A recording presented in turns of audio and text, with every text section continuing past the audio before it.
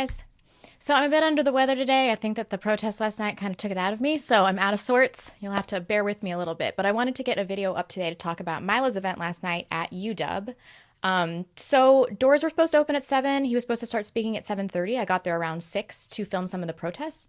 And there were a few thousand people there, I'd say, probably about 2,000. I'd say 20% were cops, 20% was Antifa or Antifa type protest organizations, and the remainder were Trump supporters and Milo lovers. So we were all standing in line in these crazy convoluted lines, and protesters were kind of marching, in between them. And so nothing really happened for about the first 30 or 45 minutes. Some masked people came up to some teenage boys in front of me and flipped their hats. And so I chased them down and I was like, take off your masks. And they gave me the finger. And so I had some good footage from the beginning.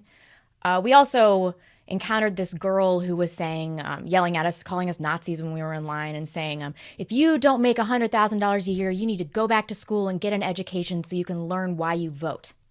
And she was just saying this over and over again. I think that, I heard this over and over last night, you're uneducated, you're a redneck hillbilly. Jesus Christ, these stereotypes. Of the two of us, liberals and conservatives, which one of us are truly fulfilling more stereotypes? So I wanted to see what was going on closer to the front lines of the protest because there were stairs and the stairs were just packed with protesters and they were all wearing masks. So I wanted to get up there and film. And so I get up there and I'm filming and this man looks at me. He probably wasn't a man. He probably was 20 or something. He was a college kid. And he's masked and he looks right at me, dead in the eye, comes up to me, right in my camera, and he goes. And then he turns around and walks away. And so I'm holding my camera what is going on with these people? But this guy kept putting a sign in my face and putting his hand in front of my camera so that I couldn't film. And so I pulled his sign down. And then he came up to me, a man came up to me right in my face and was acting like he was going to punch me in the face.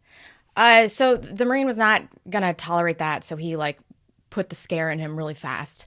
But this guy, preaching love and tolerance, his immediate reaction was to punch a woman in the face for moving his sign.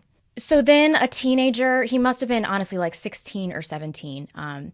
He came up to me and it looked like his mouth, inside his mouth was bleeding, but also it looked like his nose had been broken. And so one side of his face was just covered in dripping blood, just covered in blood. And then the other side was covered in blue paint.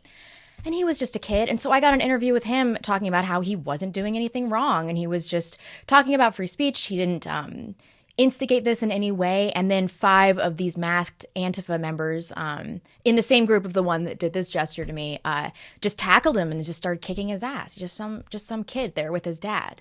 So I got that interview and I got an interview with somebody else that witnessed that. And so that was really great footage. And then I kind of got lost in the mix with this Antifa group. I was getting pushed around and I was still filming, with my camera above my head. And I had a good sense of what was going on in front of me, but I did not have a good sense of what was going on behind me. And so a dude, I know he was a dude because he came around after he was done, but he came from behind me and smashed my phone to the ground. And then these social justice warriors kind of congregated to the area where my phone was and wouldn't let me get to it. And then I heard them smashing it with rocks. So I lost all of my footage. And then after that, I was getting pushed and shoved. And then I just inhaled a big cloud of mace-like substance. But I don't know really who did it. I think it might have been either police or people on the Trump side that were amazing protesters, and it was just kind of collateral damage. But my eyes didn't hurt.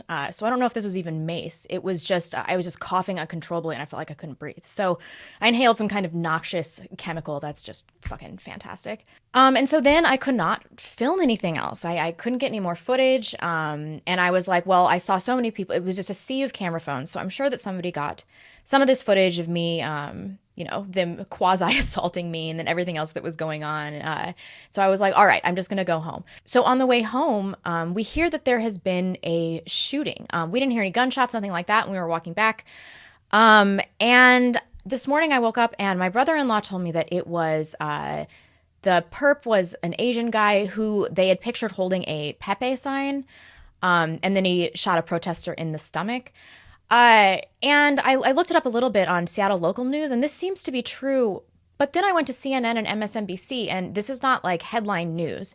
And I feel like if a protester got shot by a Trump supporter, that they would just be milking this. This would just be broadcast on every news network nonstop. So I'm suspicious of this story. This would be the first really of its kind during the election cycle. I mean, 99% of the actual violence has come from the left. So I would be very surprised if this was politically motivated and came from a Trump supporter. But if anybody has any details on that, let me know, because I'm not super familiar with what happened. So the tactic of these leftists was to instigate violence, and they were just freely assaulting women left, right, and sideways. And then to when people would try to retaliate, to say that we were violent. And so there was this big tranny, this fucking tranny, just not passable at all, like a giant dude with long hair. And she saw that kid get his ass beat, just covered in blood. And so then she came in between the protesters and me after they had been pushing me, and she was like, "There's no more violence here. There's no violence here." And I asked her, I had the camera in her face, and I said, "I just saw acts of violence from all of these people. What are you saying there's no violence here?" And she said, "That happened a few minutes ago. It's over now. There's no violence happening right now." So I scoured YouTube from footage from last night, and I did find a little bit of it. So just to give you an idea of what was going on last night, I've edited some footage that I found from other people, and then I've linked the full footage from them below. So check that out. Oh, man. This just makes me think that we are not going to be able to coexist with these people. It was like a thirst for blood, and they were so violent. So violent. All they wanted to do, it was like they were there to brawl.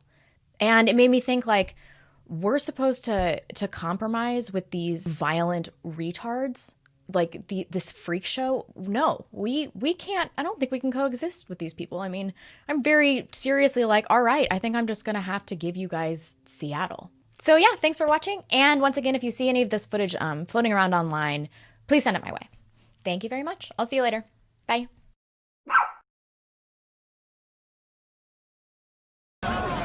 Excuse me, sir. Can you get out of there? Stop, shut it down. Stop, shut it down. Stop, shut it down. Get these racists out of town. Stop, shut it down. Get these racists out of town. Stop, shut it down. Get these racists out of town. They want to go home. They're protecting us. Give them a little fucking respect. Call 911. Whenever you want to blame somebody on Facebook, yeah, tell that to Trayvon Martin. Understand normal thinking. All caps on the first letter. Tell that to all the black youth who've been murdered by the police. Tell it to all the brown and Indian youth who've been murdered by the police in this fucking country, that they're here to protect us. Take a statistics class and go do your math again, sweetheart. You do take a statistics class. And don't call me I fucking did. That's what I did for a living. I cut my crushed fucking number. Yeah, whatever. You wouldn't know any shit about any cops and what they do to people because they always hide it and cover it up. I don't think so. And what do they do? They get exonerated by the fucking court.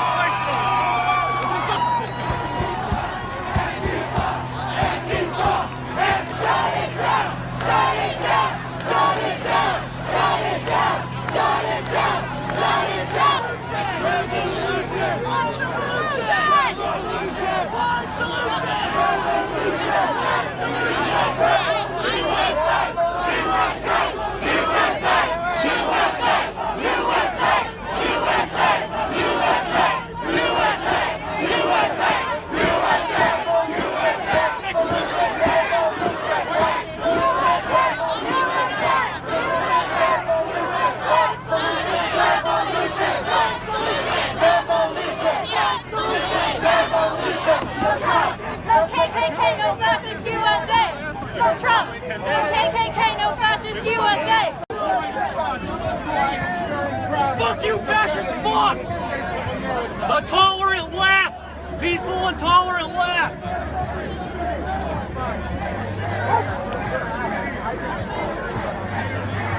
That is those bastards.